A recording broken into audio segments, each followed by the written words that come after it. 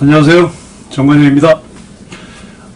오늘 방송 주제는요, 주역의 성원관과 정역 8개로 본 대한민국의 미래. 그래서 세계의 중심 한반도 내용인데요. 주역의 설계전에 나오는 성원호관이라는 말과 그리고 그 정역 일부 선생님이 김일부 선생님이 지은 이 정역 8개를 가지고 대한민국이 어떤 미래를 갖게 되는지 오늘 한번 살펴보려고 하는데요. 오늘 이 방송은 제가 지금 운영하고 있는 그 채널 2개, 정관영 TV와 사회적 경제 TV 2개 동시에 올라갑니다. 오늘 하는 내용 중에 앞부분은 그 동양 철학에 관한 거죠. 그 주역하고 정역은 제가 21세기 실학으로서 그 사회적 경제의 그 이론적인 토대를 잡고 계속 이제 작업을 하고 있는데, 거기에 중요한 토대가 이제 동양 철학이에요. 특히 이제 주역이라든지 정역이 우리나라의 앞으로의 미래상이 될 수 있는 이 사회적 경제, 그러니까 21세기 실학이죠. 그래서 이 동양 사상이 굉장히 중요한 내용이고요. 그리고 정관영 TV에서는 어쨌든 이 주역이라든지 그리고 이제 정역을 통해서 우리 국운, 그 운기죠. 대한민국의 운기를 풀어보는 데 있어서 중요한 내용이기 때문에 두 개의 채널에 이제 똑같이 올라갑니다. 먼저 이제 주역에 대해서 말씀을 드리면, 주역은 주역은 이제 64괴로 되어 있죠. 64괴의 괴로 이제 구성이 되어 있는데, 이 64개의 괴를 만든 64개 괴 전에 8개가 있죠. 8개. 그래서 이 64개와 8개는 그 복희성인이라고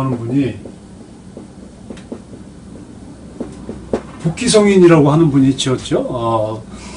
서기 전 한 3,400년경. 그래서 이 복희성인에 대한 그 기록은 우리나라의 환단고기에 보면 이제 환웅이 이제 환국을 세웠죠. 신시 배달국. 그래서 거기에 5대 그 환웅 치우의 환웅의 12번째 아들이 이제 복희로 나오고 있는데요. 중국의 역사서들을 보면 이 복희 성인을 자기네 조상으로 보고 있어요. 한족이죠. 그러니까 중국의 한족의 조상으로 그 서술하고 있는 역사서들이 꽤 많아요. 근데 뭐 제가 중국 역사서를 기본으로 할 건 아니니까 환단곡에 나오는 대로 이제 복희 성인이 이제 8개를 지으고 거기에 이제 64개를 지었는데, 나중에 이후에 그 주나라의 문왕이라는 사람이 이 64개의 64개의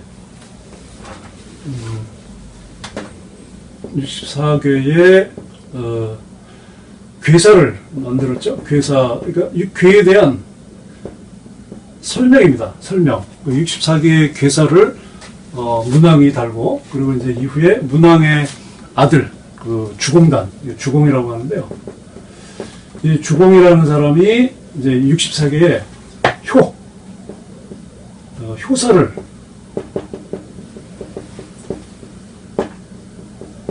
효사를 만들었어요. 이렇게 해서 이제 지내오다가 그 이후에 이제 공자께서 이제 64개의 괴사도 붙고 효사도 있는데, 이걸 조금 더 보충해서 설명을 해야 되겠다 해서 그 일종의 그 설명서를 공자가, 이제 공부자 선생이죠. 공자가 그 설명서를 씌운 10개의 그 책이 있습니다. 그게 시빅이에요. 이 시빅이 있는데, 이 시빅은 그러니까 주역이 하나의 큰 몸통이, 이게 이제 날개이잖아요. 그래서 주역이 이제 하나의 큰 몸통이면 공자가 본인이 쓴 책들 10개의 책은 일종의 날개와 같은 역할을 한다. 그래서 시빅이라고 이제 저희가 이제 이름을 붙였어요, 공자가. 그래서 문원전은 이제 건깨문원전이 있고 곤깨문원전이 있고요. 그다음에 상전 상하, 그다음에 단전 상하, 개사전 상하, 그다음에 서계전, 설계전, 잡계전 이렇게 10개의 설명서 12기 이제 이에 있어서 이렇게 이제 전체적으로 주역이 이루어져 있습니다. 그리고 말씀드린 것처럼 이 8개는 명리, 사주 명리 하시는 분이나 풍수를 하시는 분들에게 굉장히 꼭 반드시 필요한 그 기본이죠, 기본. 그 기본이에요. 그래서 이 8개가 크게 이제, 3개의 8개가 있죠. 3개의 8개가 있습니다. 제가 오늘은 좀 설명을 해드리려고 여러 가지 자료를 좀 준비해드렸는데, 잘 보이시나 모르겠습니다. 자, 여기 보시면, 복귀성인이 서기전 3400년경에 지은 복귀 8개고요. 그리고 지나서 약 한 서기전 1100년, 그러니까 중국의 역사, 중국이 1990년 이후에 동북공정이라는 걸 했죠. 그래서 중국의 역사를 중국 그 근처 한반도 포함해서 모든 그 민족의 그 시조를 중국이라고 만드는 그 동북공정을 하면서 그 하상주 고대 삼국의 그 역사를 이제 정했는데, 주나라의 시작을 서기전 1070년으로 정했어요. 저는 1100년으로 계속 알고 있었는데, 그래서 어쨌든 1100년에서 1070년, 그러니까 서기전이죠. 그 사이에 이제 그 주나라를 세운 문왕이 그 유리옥이라는 그 상나라의 그 주왕한테 그 쫓겨가서 유리옥이라는 곳에 갇혀서 있으면서 지은 괴가 요 8개입니다. 문왕 8개. 위치가 달라요. 그리고 오늘 이따가 이제 제가 마지막 부분에서 설명을 드릴 건데, 여기 정역 8개입니다. 김일부 선생님이 지은 정역 8개인데, 요 괴가 서로 위치가 다 달라요. 요 3개가. 그래서 이제 이제 복귀 8개보다는 오늘은 요 문왕 8개의 괴의 의미와, 그리고 요 정역 8개의 위치, 요 위치가 서로 달라지거든요.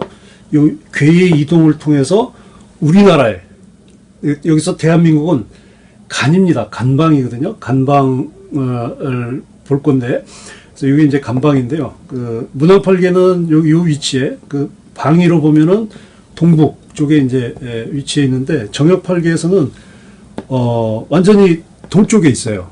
그래서 요 얘기를 제가 좀 설명을 이제 해드리려고 해요. 이렇게 해서 괴의 8개에 대한 내용인데,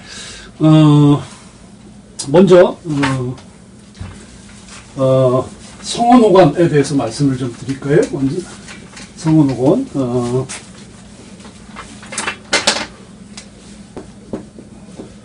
성원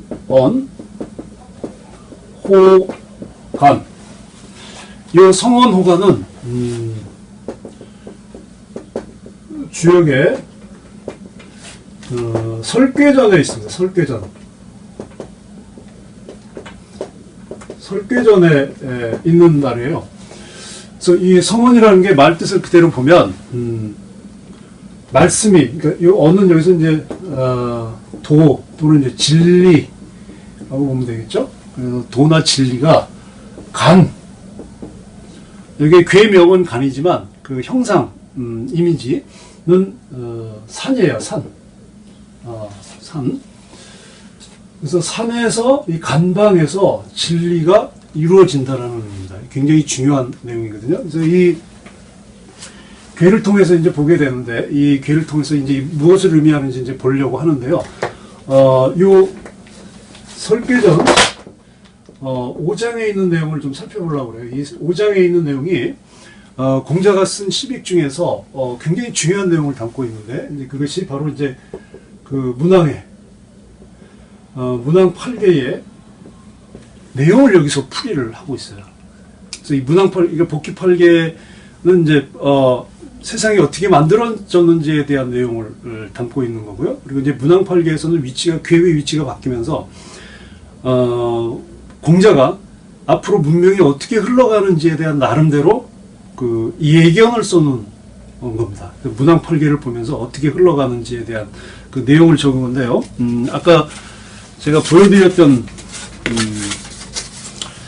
그 세 개의 괴, 요 세 개의 괴 중에서 복귀 8개, 문왕 8개, 정역 8개 중에서 요 가운데 요게 이제 문왕팔계입니다. 이 문왕팔계인데요. 이 문왕팔계의 내용을 팔계의 이 괴의 그 의미를 지금 주역의 설궤전 5장에서 어떻게 설명하는지 한번 같이 보기로 하겠습니다. 이거는 중요한 내용이라서 같이 보시고, 그리고 주역 공부하신다고 생각하시고 쭉 영상을 보시면 나름대로 의미를 찾으실 수 있을 거예요. 밑에 제가 해당되는 괴의 그 설계전 내용을 제가 읽으면 그 내용이 밑에 자막으로 나갈 겁니다. 자, 근데 그 성원호관이 처음에 이제 설계전 5장에 나오는 말이 제출호진하여, 지금 자막이 나가죠? 지금 사진이 나가죠? 제출호진하여 재호손하고 상견호리하고 치역호곤하고, 그죠? 그리고 열언호태하고 전호건하고 노호감하고 성원호간이라. 그래서 첫 글자가 제출호진 나오고 마지막에 성원호간 나오죠. 그래서 여기서 제는 뭐 황제라고 얘기도 할 수 있겠고요.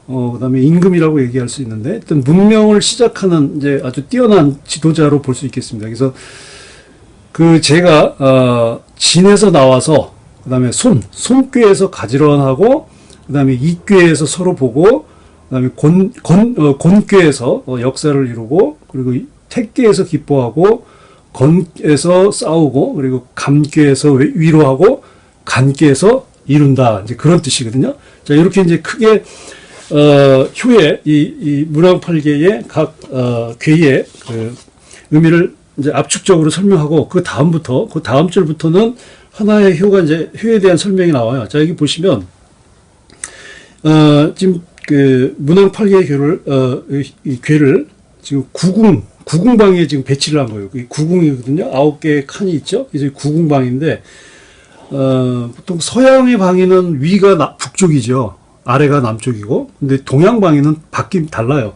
동양 방위는 위가 남쪽이고 아래가 북쪽입니다. 이제 그러다 보니까 내가 볼 때 왼쪽이 동쪽이고 오른쪽이 서쪽이 되죠. 자, 그러면 여기 있는 내용을 하나하나 보시게 되면 여기서 이제 이 효가 지어진 순서는 그 설명은 제가 이렇게, 그리고 공자가 설계전 5장에서도 이렇게 시계방향순으로부터 시작을 해요. 이 진계부터 시작해서 이렇게 설명을 해가는데, 괴가 지어진 순서는 여기서부터 시작해요. 그래서 1감, 2곤, 3진, 4손, 5중, 6건, 7태, 8감, 9리. 요게 이제 괴가 지어진 순서고요.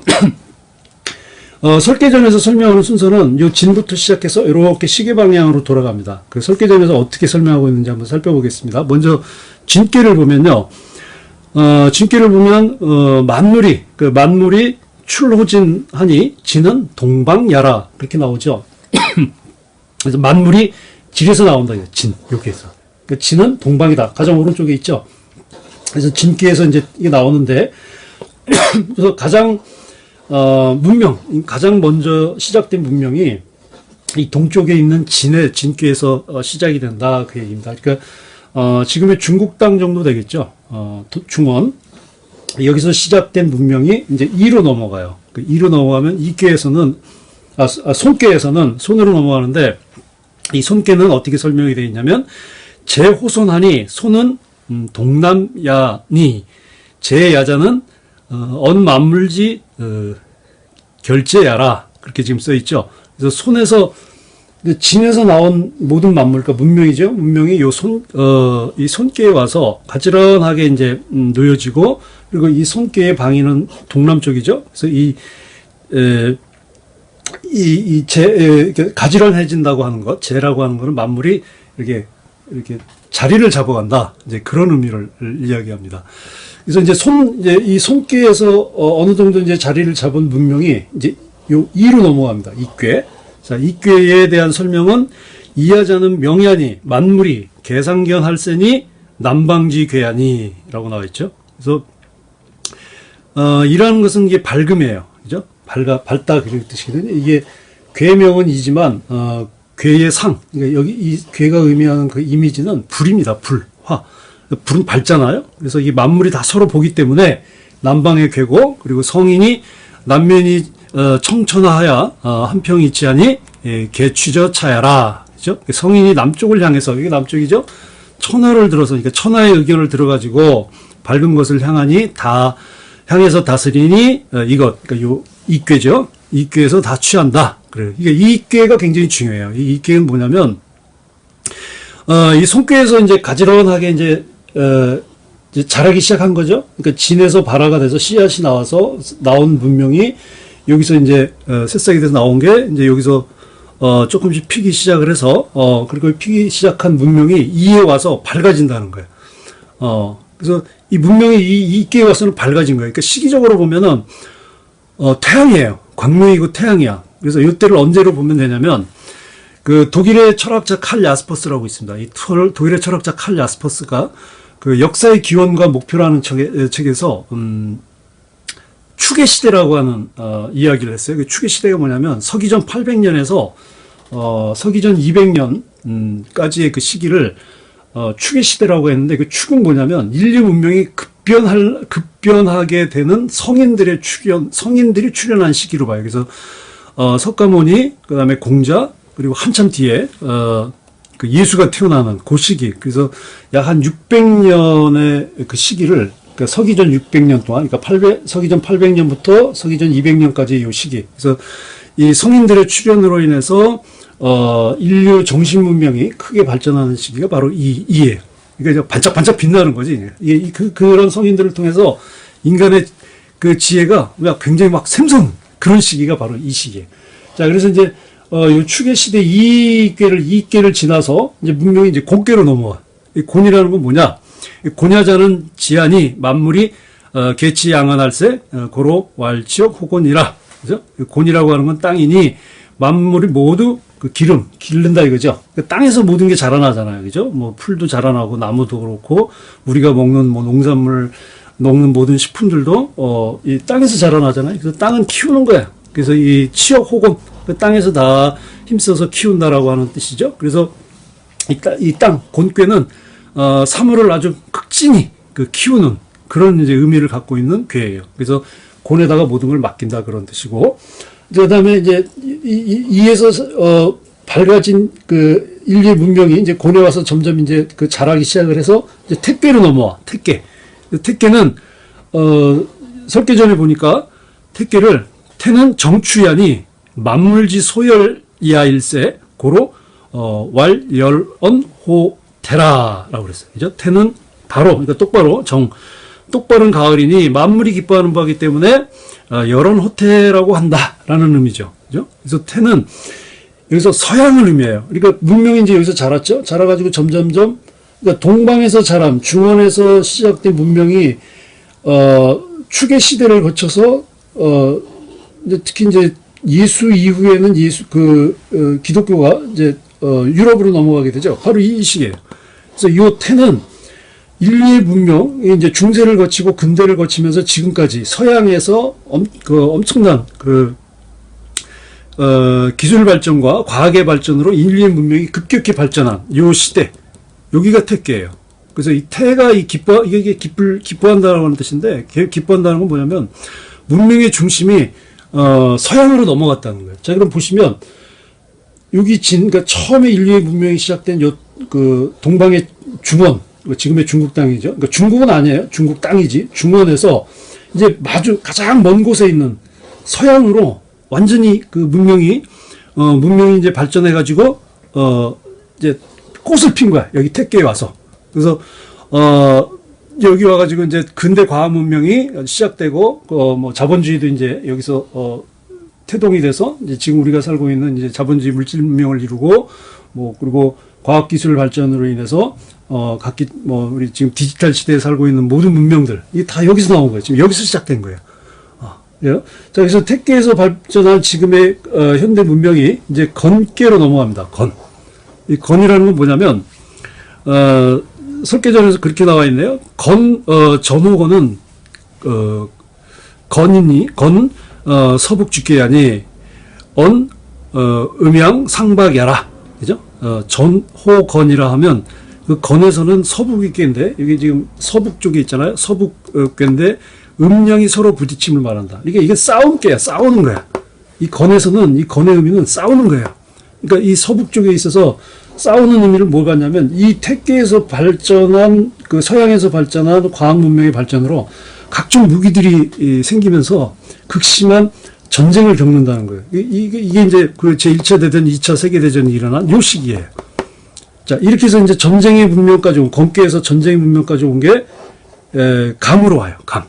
그죠? 감. 그래서 감에 대해서 설계전에서 설명하는 바는, 자, 거기 나오는 것처럼, 감자는 수야니, 정북방쥐 괴야니, 노괴야니, 만물지소 귀야 일세, 고로 왈 노호감이라. 그죠? 감은 물이니, 정북방의 괴고, 그리고 수고를 이루하는 괴니, 만물이 돌아가는 바이다. 그래서 이 감은 물이에요, 물.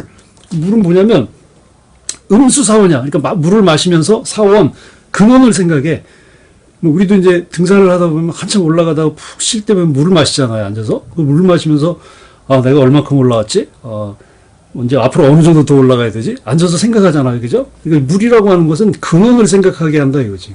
그래서 이 감계에서는 인류 문명이 쭉 이렇게 돌아서 흘러오면서 전쟁도 겪고 하면서 지나온 인류 역사의 과정을 돌아보고, 이제 쉬는 것을 생각하는 거예요. 앞으로 인류 문명이 어디로 가야 되느냐.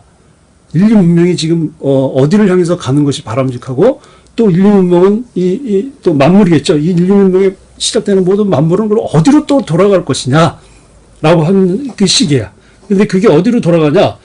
마지막이 간괴예요, 간괴. 간방.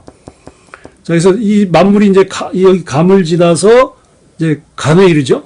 자, 이 간에 대해서 설계전에서 설명한 건 뭐냐면, 간은 동북지 괴한이, 동북 쪽에 있죠? 동북쪽 괴한이 만물지소 성종이 소성시야라 야일세라고 나와 있어요. 그래서 이 간은 동북괴니 만물지소 성종, 그죠? 만물이 마침을 이루는 곳이다. 만물지소, 만물이 어떤 곳이냐? 성종, 마침을 이루는 곳이고, 또 소성시야래, 시야일세, 그래서 시작함을 이루는 곳이다. 그러니까 이제 여기 이제 진방에서 시작된 인류 문명이 쫙 돌아서 서방까지 갔다가 서양까지 갔다가 전쟁도 뭐 극심한 전쟁도 치르고 이제는 우리 문명을 어떻게 할 거니까 요즘 그런 얘기 많이 하잖아요. 그래서 문명의 전환기라고. 지금 여기를 겪고 가는 거야. 그래서 지금 이쪽으로 오는데 이 문명의 끝이 이 감방으로 오게 되는데 이 감방은 주요 이 설계전에 의하면 만물이 끝나고 시작하는 곳이에요. 그러니까 어떻게 보면 지금 우리 인류 문명이 이제 같이 다 함께 누리고 있는 이 파란만장한 이 자본주의 시장 문명이 그 시장 문명의 역정에 마침표를 끊는 곳이 간방이라는 거예요, 간방. 그러니까 인류 문명의 종착점이 여기에요. 그래서 간은 그 설계전에 나온 것처럼 만물지소 성종야라, 만물이 맞춰지는 곳이다, 그게.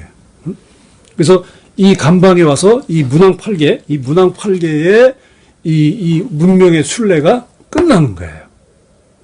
그러니까 그걸 공자가 인류 문명 문왕팔계를 보고 그렇게 설명을 한 거예요. 그러니까 이건 일종의 예언이지, 예언. 공자가 한 예언인 거예요. 앞으로 문명인데 이거를 이제 어떻게 해석하느냐인데 지금 이 괴마다 가지고 있는 그 의미, 그러니까 공자가 쓴 의미가 인류 문명의 이 변화사예요. 발전사이면서 변화사인데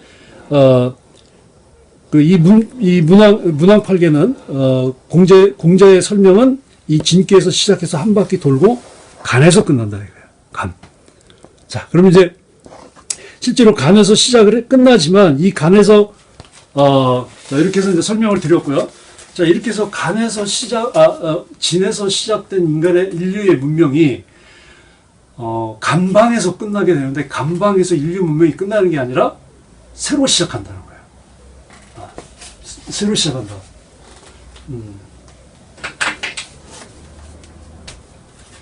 그러니까 끝났죠? 끝났는데 어디서 끝나냐? 어디서 시작하냐? 이게 간에서 시작되는 거예요. 간에서 인류의 문명이 맞춰지고 다시 시작하는 거예요. 이제 이걸 그럼 누가 얘기했느냐? 자, 그럼 아까 복귀팔계는 제가 설명은 안 했지만 복귀팔계는 이제 이 우주가 생겨난 원리를 그린 거예요. 그러니까 이 팔계라는 게 지금 보시면 뭐 이렇게 전체 음으로 되어 있는 이제 요 하늘괴가 천을 의미하는 이제 건괴가 있고, 그다음에 전부 음효로 되어 있는, 잘 그려졌나요? 이것도 땅을 형상하죠. 땅을 형상하는 건괴가 있어요. 이게 요 건이나 고는 그 소시르의 언어학 있죠? 언어학의 개념으로 보면 기표 있죠. 기표. 이 기표에서 기호 사인. 이 사인의 의미로 보면 요 건깨니 곤깨니 하는 거는 기표예요. 기표. 시그니피앙. 기표야, 기표.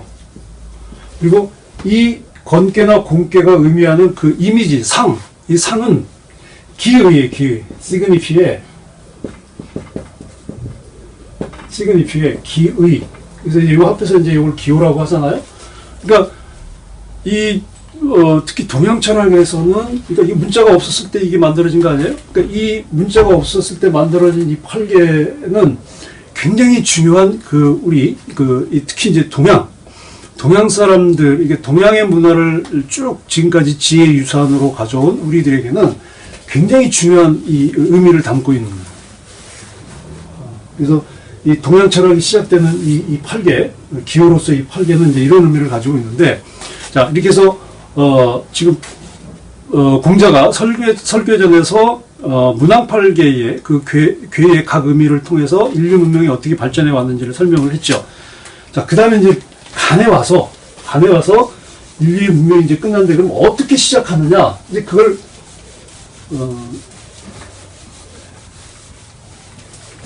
정엽팔계로 보면 알게 됩니다. 정엽팔계. 이 정엽팔계가 뭐냐면요. 자, 조금 복잡한 그림을 제가 보여드리겠습니다. 자, 이건 뭐, 제가 복잡한 설명이니까, 간단하게 설명을 드릴게요. 제가 이 빨간 동그라미 안에 있는 건 복희팔계예요. 그래서 이 복희팔계는, 가장 남쪽에 이 건깨가 있죠. 하늘, 천. 그래서 이렇게 읽어요. 이렇게. 그래서 일건천, 이태태, 삼리와, 사진내, 오선풍, 육감수, 칠간산, 팔건지. 이렇게 순서를 가요. 요거는 아까 말씀드린 것처럼 이제 그 복희성인이 이제 우주가 어떻게 생성되는지에 대해서 이제 그림을 놨는데, 여기서 주목하실 건 뭐냐면 이 복희팔계에서는 남쪽 방위에 있는 괴는 천입니다. 그죠? 건깨. 그리고 북쪽 방위에 있는 괴는 지예요. 곤괴야. 자, 요거를 잘 보셔야 돼요. 자, 이 괴가 문왕이 다시 팔계를 치우면서 문왕팔계로 되면서 위치가 바뀌죠. 그 위치가 바뀐 걸 제가 화살표로 그려놓은 건데, 여기서 뭔가 아까 제가 설명을 다 드렸죠? 위치가 바뀌죠. 일단 동서남북으로 보면, 동쪽부터 보면, 복희팔계에서는, 여기에 이깨가 있었어. 불. 근데 이깨가 문왕팔계 와서는 진깨로 바뀐 거예요. 그죠? 그 다음에 이제 남쪽을 보면, 여기서는 하늘, 복희팔계에서는 하늘을 의미하는 건깨가 있었는데, 문왕팔계에 와서는 이깨로 바뀐 거예요. 불.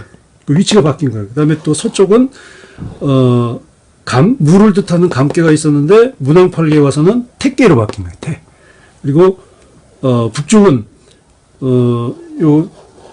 복희팔계에서는 이제, 곤깨죠. 땅을 의미하는 곤깨였는데, 감깨로 바뀐 거예요. 여기 감깨. 지금 요 형광선 안에 있는 게 문왕팔계고, 요 빨간색 안에 있는 게 이제 복희팔계인데, 지금 이 문왕팔계에 대해서 쭉 한 바퀴 설명을 해드렸죠. 설계전에 있는 내용을 가지고. 자, 그러면 요 밖에 있는 요 팔계가 정엽팔계예요.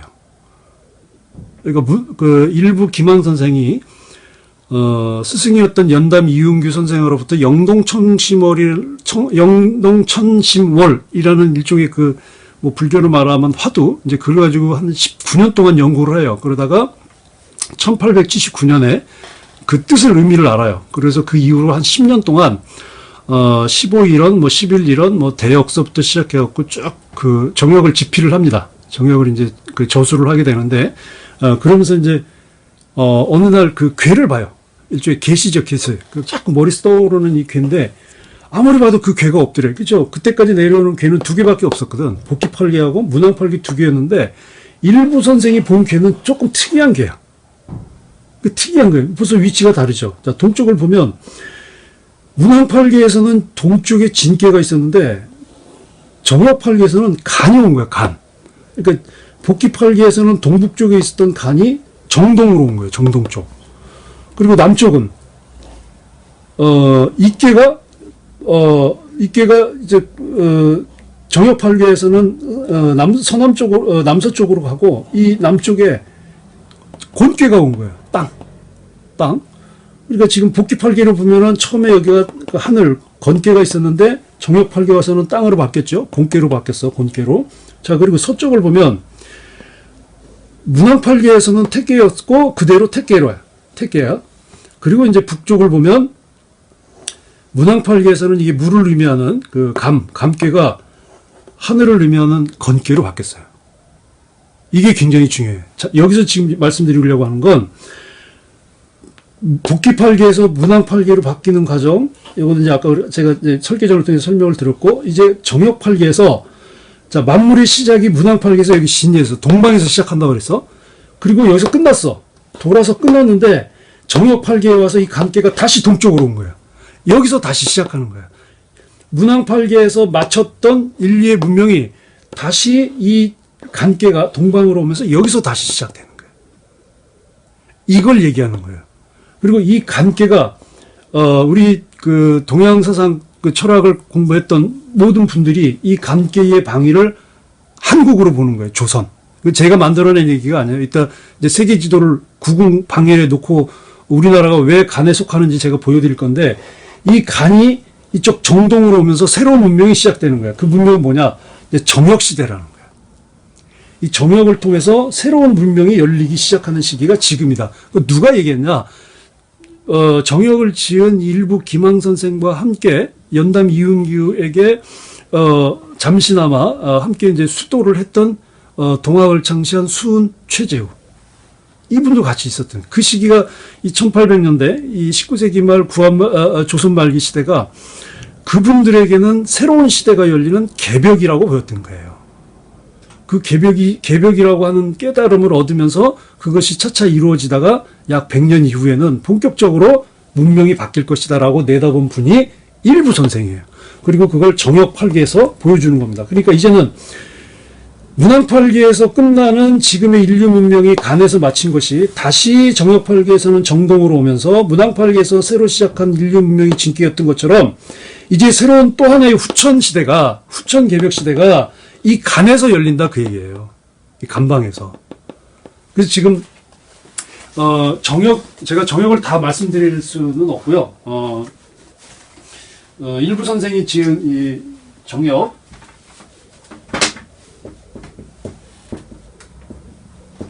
일부 선생님에 대한 건 앞에 그 자막으로 나갔죠. 일부 선생님이 이제 지은 정역은, 이 정역은 기본이 굉장히 복잡해요. 이 정역은 기본이 바탕을 하고 있는 게 주역입니다. 주역의 바탕하에 천문도를 담고 있어요. 천문도는 뭐냐면 하늘의 별자리를 그린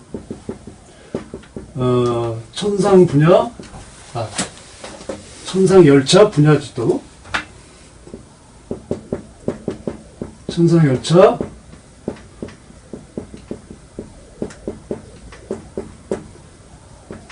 분야지도.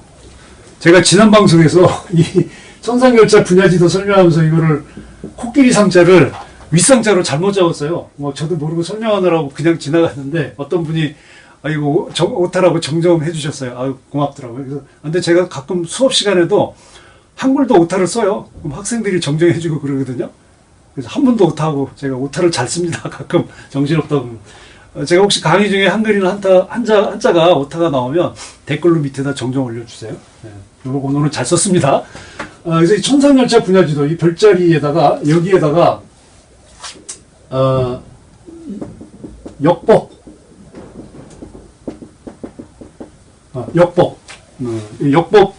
역법을 근데 이게 역법이라고 하는 건 이제 그 천체 있죠. 하늘의 그 천체를 그 천체의 어떤 주기적 현상, 그러니까 가을에 어떤 별자리, 뭐 봄에 어떤 별자리, 뭐 겨울에 어떤 별자리, 이렇게 해서 주기적인 현상에 따라서 그 시간 단위를 이제 그 정하는 일종의 뭐 그 지금으로 보면 뭐 달력을 정하는 이제 그런 원칙이죠. 역법. 그리고 여기에 이제 이제 육식갑자가 들어가요. 그 육식갑자는 이제 천간 12지를 조합을 해서 만든 이 간지잖아요. 육식간지. 육식간지인데 요 세 개가 정역을 이루어. 그러니까 굉장히 내용이 복잡하고 기본적으로 일단 주역을 모르면 이걸 이해를 못해요. 저도 지금 몇 년째 공부하는데도 너무 어려워. 근데 어쨌든 정역이 기본적인 어떤 내용들은 금화 정역도라고 하는 그림이 있습니다. 도표. 제가 잠시 후에 잠깐 보여드릴 거고요. 이 금화 정역도하고 정역 8개, 이 정역 8개에 다 나타나 있어. 그래서 이 정역은 어떤 걸 의미하느냐? 문왕 8개에서 문왕 8개에서 의미하는 각 개가 인류 문명의 순환길을 그 순환을 이야기하는 것으로 공자가 설명해 놓고, 그 마지막으로 인류의 문명이 끝나는 간개가 인류 문명이 끝나는 시점이기도 하지만 새로 시작하는 시점입니다. 근데 공자가 시작한다고 했는데 이게 어떻게 시작하는데 몰라. 공자는 거기까지 안 썼어요. 근데 그 이후에 시작하는 것을 쓴 것이 바로 정역입니다. 그래서 이 정역에서 가장 중요한 게 뭐였냐면 아까 제가 보여드렸죠. 이 표에서 보시면, 자, 이 표에서 보시면 복귀8개에서 남쪽에 있는 괴가 뭐죠? 하늘을 뜻하는 건괴죠. 그리고 북쪽에 있는 괴는 북쪽에 있는 괴는 땅을 뜻하는 곤괴죠. 그래서 천지야, 천지. 이게 주역의 12번째 괴, 천지비야, 천지비. 근데 정역 8개를 보면 남쪽에 땅을 의미하는 곤괴가 지금 와 있어. 그리고 북쪽에는 하늘을 의미하는 건괴가 와 있어요. 자, 이게 뭐를 의미하면은, 자, 이게 천지 정위예요. 그러니까 주역의 11번째 깨죠. 그 주역의 11번째 깨가 지천대 깨야. 11번째 깨가 지천태. 요게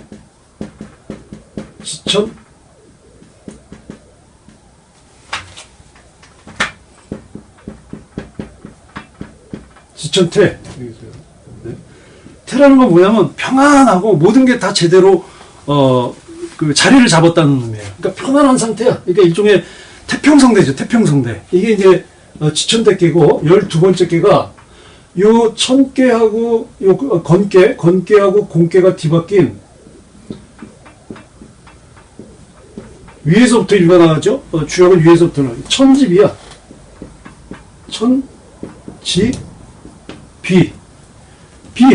비다라는 거는 이거 아니 붙자라고도 읽지만 비라고도 읽거든요. 그러니까 주역의 11번째인 지천태깨는 하늘이 밑에 있고 땅이 위에 있는 거예요. 이게 조화로운 거예요. 근데 12번째 깨는 땅이 아래에 있고 하늘이 위에 있어. 이건 뭐야? 균형이 안 맞는 비례는 거예요. 그 비색 알죠? 비색하다 뭐 이런 의미? 이 비색이에요.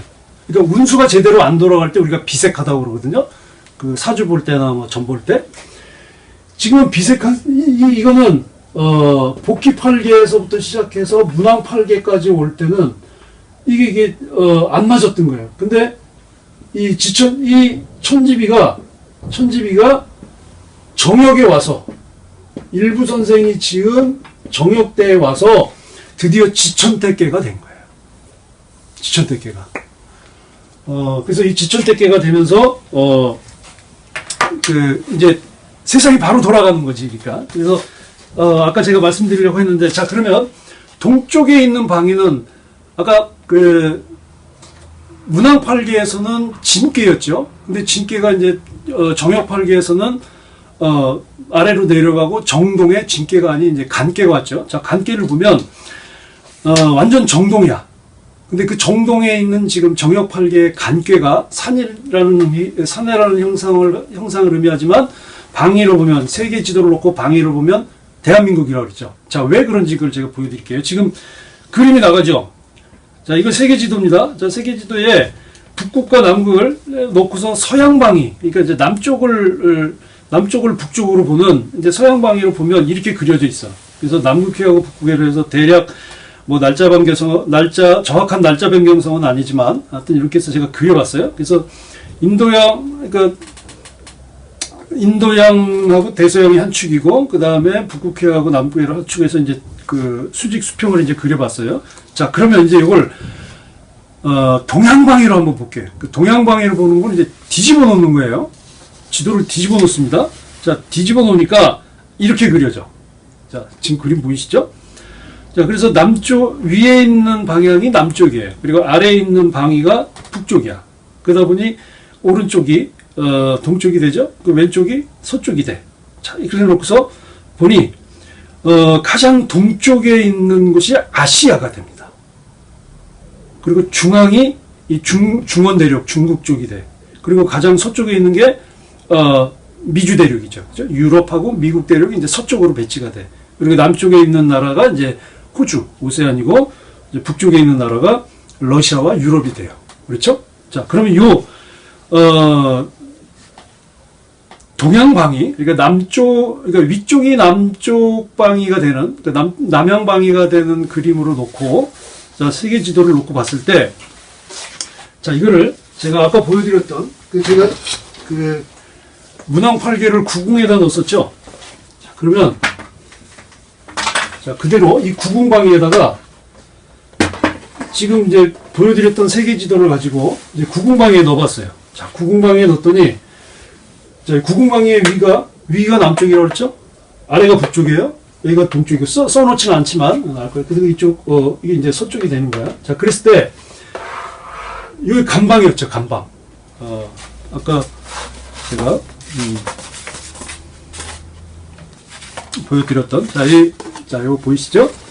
자, 여기, 아까 여기 이제 문왕팔계입니다. 가장 동쪽에 진계가 있었죠? 이 진계. 이 진계가 지금, 정역팔계에서는 간계로 바뀌었다고 했어요. 이 반계가 이 자리예요. 이 자리. 자, 이렇게 보시면 조금 더 이해가 가시려나?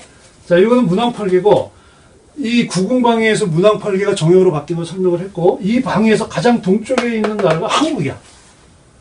그러니까 날짜 변경성을 지나서 일본이 있다고 얘기하시면 안 돼. 일본은 섬나라이기 때문에 나라로 안 치고, 그래도 반도이긴 하지만 대륙에 붙어 있는 나라가 첫 번째 나오는 나라가 한국이에요. 이게 간방이에요, 여기가. 그리고 이제 북쪽에 러시아가 있고, 그 다음에 서쪽에 미국, 캐나다 있고, 그 다음에 남쪽에 호주, 인도네시아 있어. 이렇게 해서 구궁방위에 의해서 팔계를 구궁방위에 넣은 걸 이제 각 세계 지도에서 각 주요 국가를 이렇게 넣어보니까 한국이 간방이더라고요. 원래 한국은 간방이었어요. 간방이었는데 이제 정역 팔계에서 김일부 선생님이 이야기한 것처럼 이제 간방에서 정역 팔계에서 새로운 문명이 시작된다는 거예요. 그러니까 문왕팔계에서 간방에서 끝났던 문명이 이제 정역팔계에서 정동에서 다시 시작해. 다시 돌아가기 시작하는 거예요. 이제는 앞으로 한국이 새로운 문명의 시작점이다. 근데 이거 제가 처음 얘기하는 거 아니에요. 벌써 한 40년 전이죠. 1970년대쯤에 그 유튜브 영상에도 많이 있고 책도 있어요. 그 타너 스님이라고 계십니다. 타너 스님. 이 타너 스님이라는 분이 이 얘기를 벌써 하셨어요. 그리고 그런 이야기들이 또 많이 나왔지. 그래서 이 한반도가 세계의 중심이 된다. 이 얘기 이전부터 있었어요. 그리고 타너 스님도 아주 고승이시지만 정역도 이분도 정역을 공부하신 분이에요. 그래서 알고 있었지. 그래서 뭐 타너 스님도 있었고 뭐 그 이전에는 이제 아주 유명한 비결서죠. 뭐 뭐 송화비결이라든지 아니면 격압유로 그리고 이제 정감로 그게 이제 1800년대 굉장히 어려웠을 때 조선 말기에 막 나라가 어려워지니까 사람들이 이제 그 비결서에 많이 이렇게 그 의존을 많이 했죠. 그 비결서를 가지고 새로운 사생활 온다. 그러니까 사람들에게 새로운 희망을 주기 위한 꿈을 그러니까 탁상공론에 젖은 성리학 대신 백성들에게 희망을 주기 위한 그 힘이 그 비결서였거든요. 뭐 요즘도 뭐 격압유로 가지고 지금 시대를 해석을 하기도 하던데 저는 뭐 잘 믿진 않지만 어쨌든 그런 비결서들이 가지고 있었던 또 하나의 내용은 뭐냐면 이거예요. 자, 그러면 중요한 건 이제 이거예요. 자, 그렇다면 한국이 세계의 중심이 된다면 하늘에서 이야기하는 대로 하늘의 뜻대로 지금 이게 문명이 지금 이제 천지신명 하늘의 우주의 질서대로 가고 있는 거란 말이에요. 자, 그렇다면 천지신명께서 알려주는 제가 말씀드린 그 천문 이게 하늘의 뜻으로 알려주는 이 문명의 순환이 주역과 정역을 통해서 지금 일부 사람들이 알고 있는데 이걸 알고 있는 저처럼 알고 있는 사람들이 이야기를 하고 여기에 이제 많은 사람들이 뜻을 같이 해서 한반도가 알고 이제 한반도가 세계의 중심이 된다는 걸 알지만 가만히 있으면 한반도가 중심이 되느냐 아니라는 거죠. 한반도가 중심이 되기 위해선 이렇게 그 성현들이 지어놓은 이 지혜의 책, 주역과 정역을 통해서 보여주는 우리의 미래에 대해서 그걸 깨닫고 그거를 받아들이고 한 그 사람들은 그걸 위해서 다시 실천을 해야 돼. 그게 뭐냐? 그게 개벽이야. 그게 개벽이라고. 개벽인데 지금은 후천개벽이 후천개벽. 이 후천개벽을 어떻게 그럼 해나갈 것이냐? 이게 이제 우리의 시작이에요. 지금 트럼프가 제가 그 트럼프 혁명과 새로운 세계 질서 지금 방송을 제가 올려놨죠. 거기서 얘기했는데 트럼프가 대통령이 되면서 그 이전에 1990년하고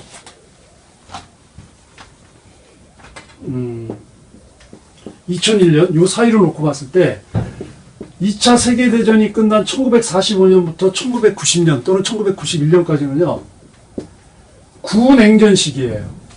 그래서 미국이라고 하는 그 나라가 소련을 적대하는 그래서 소련과 대결을 군사적 대결을 쭉 유지해왔던 냉전 지배 질서 체제가 요 시기예요. 이게 구냉전인데 90년, 91년에 소련과 그 동구권 그 위성 사회주의 국가들이 무너지고 이 시기는 이제 공백이 되죠. 그 공백기를 거치다가 2001년에 9.11 사건이 터지면서 신냉전 시대가 시작돼. 근데 이 신냉전 시대는 구냉전 시대에 미국이 대적을 했던, 미국이 대결을 했던 이 소련이 없기 때문에 이 자리에 누구를 넣냐? 이슬람을 넣은 거예요. 그래서 미국의 세계 지배 질서를 구축하기 위해서 없어진 소련 대신에 이슬람을 넣고 지금까지 계속 오는 거예요.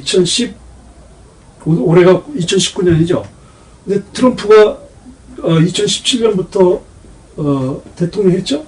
근데 2017년부터 대통령으로 임기를 시작한 트럼프가 이걸 지금 깨고 있는 거예요. 이게 다.